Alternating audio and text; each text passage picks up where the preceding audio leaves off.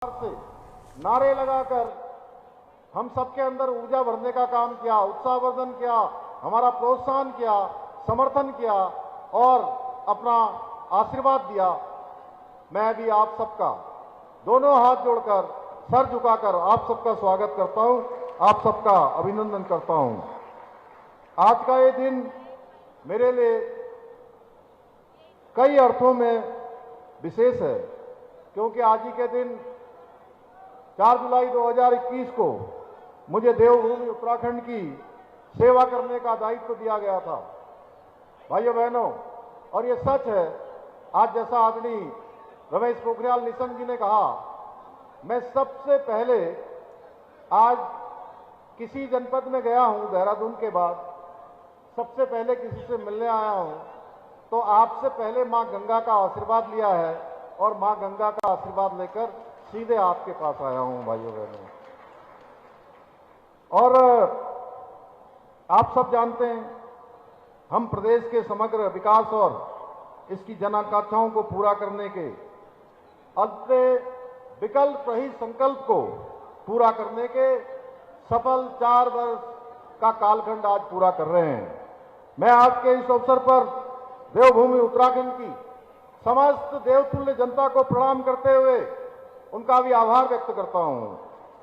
आपके द्वारा जताए गए भरोसे के बल पर ही मैं आज उत्तराखंड के मुख्य सेवक के रूप में प्रदेश की सेवा कर पा रहा हूं।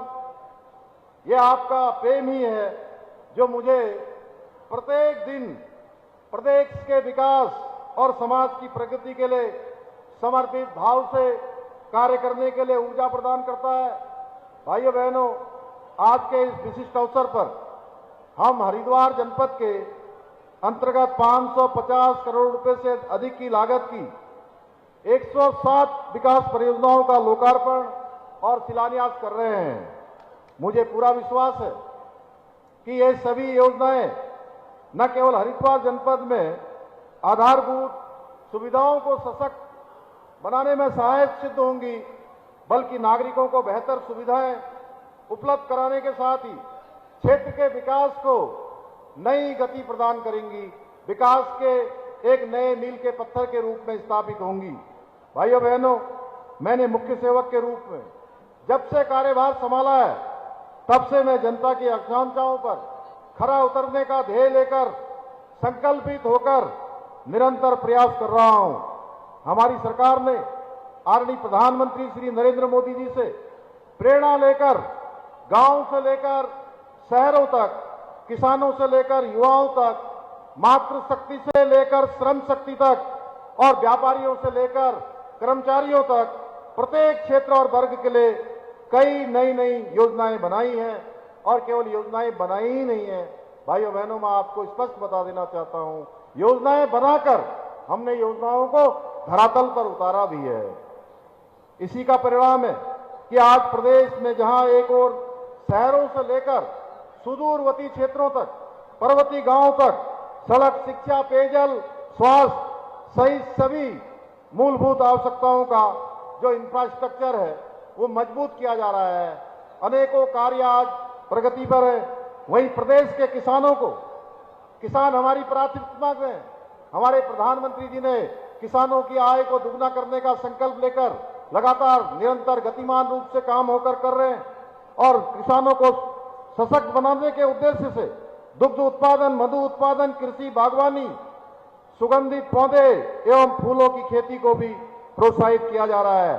इसके अलावा आज अनेकों क्षेत्रों में होम स्टे योजना, लखपति दीदी योजना, सौर स्वरोजगार योजना जैसी अनेक योजनाओं को लागू करके रोजगार के साथ साथ स्वरोजगार को भी बढ़ावा दिया जा रहा है। इसी का परिणाम है भाइयों बहनों, आप सबके बीच में मुझे आज बताते हुए खुशी हो रही है कि आज भारत सरकार के नीति आयोग 2023-24 के इंडेक्स में सतत विकास के लक्ष्यों को प्राप्त करने में हमारी देवभूमि उत्तराखंड पूरे देश के अंदर उस इंडेक्स में पहले स्थान पर आई है भाइयों बहनों, क्योंकि हमारी विकास की गति और दिशा दोनों संतुलित रूप से आगे बढ़ रही है।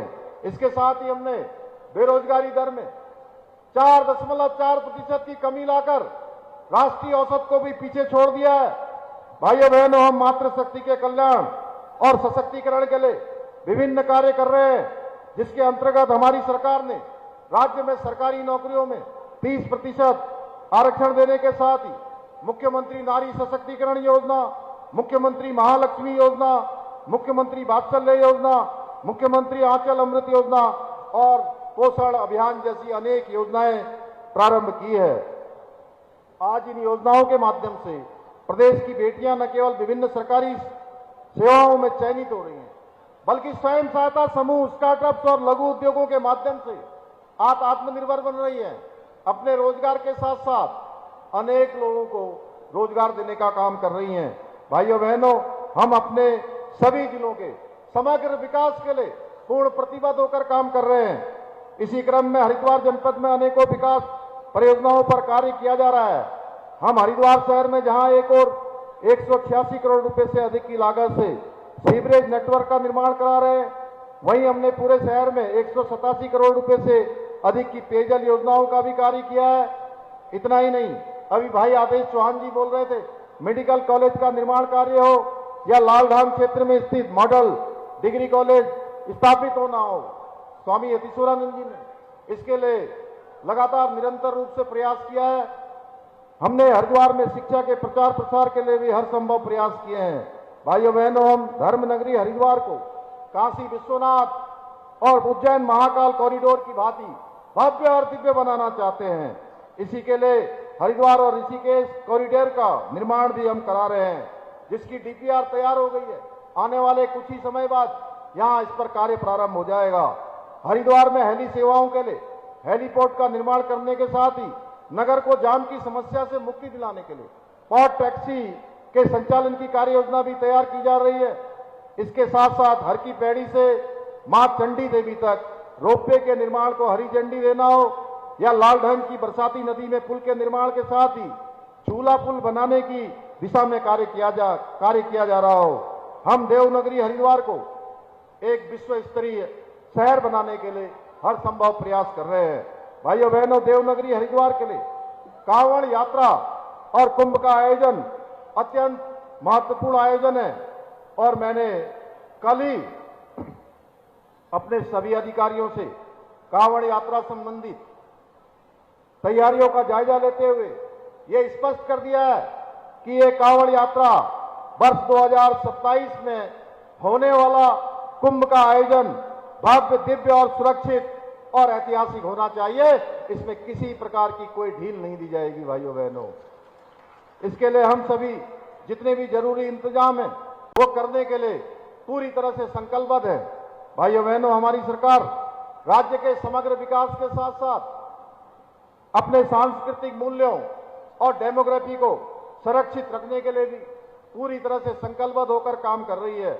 जहां हमने एक और प्रदेश में धर्मांतरण विरोधी कानून लागू किया है, सख्त दंगा विरोधी कानून दंगों को रोकने के लिए लागू किया है, वहीं लैंड जिहाद, लव जिहाद और जो पिछले दिनों थूक जिहाद की घटनाएं आई थी उस पर पूरी तरह से विराम लगाने के लिए हर तरीके से जो है कठोर कार्रवाई सुनिश्चित की है। भाइयों बहनों, इतना ही नहीं, हम देश के पहले ऐसे राज्य हैं जो समान नागरिक संहिता का कानून लाकर सभी नागरिकों के लिए एक समान कानून राज्य के अंदर लागू कर दिया है।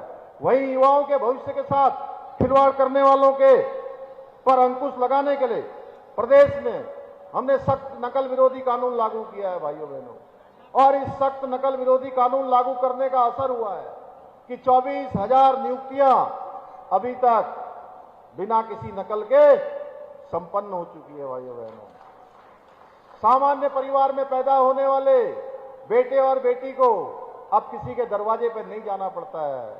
अब चयन का आधार भ्रष्टाचार नहीं होता है, चयन का आधार नकल माफिया नहीं होते हैं, चयन का आधार पेपर लीक नहीं होता है, चयन का आधार पेन ड्राइव से नकल नहीं होती है। भाइयों बहनों, चयन का अगर आधार होता है तो केवल और केवल एक आधार होता है, वो है योग्यता, प्रतिभा और क्षमता के आधार पर आप चयन होता है। भाइयों बहनों, हम राज्य से भ्रष्टाचार को समाप्त करने के लिए जीरो टॉलरेंस की नीति पर काम कर रहे हैं। आप सभी भली भांति जानते हैं, पहले एक धारणा थी कि किसी कर्मचारी पर कार्रवाई होती थी तो आम जनमानस में इस प्रकार की धारणा बनती थी कि छोटी मछलियों को पकड़ा जा रहा है। भाइयों बहनों, बड़ी मछलियां पकड़ से बाहर है या उन पर हाथ नहीं डाला जा रहा है, उन पर किसी प्रकार का दबाव है। भाइयों बहनों, हमने इस दबाव को किनारे कर दिया। छोटी मछलियों के साथ बड़ी मछलियां हो या भ्रष्टाचारी रूपी मगरमच्छ हो, किसी को नहीं छोड़ा जा रहा है। भाइयों बहनों, हमने राज्य में एक नई कार्य संस्कृति लाने के लिए, मैं आपको नहीं कहना चाहता, अभी निशंक जी कह रहे थे कि किस प्रकार से कार्रवाई हो रही है, हरिद्वार वाले भली भांति जानते हैं, उसमें कोई कहने की आवश्यकता नहीं है।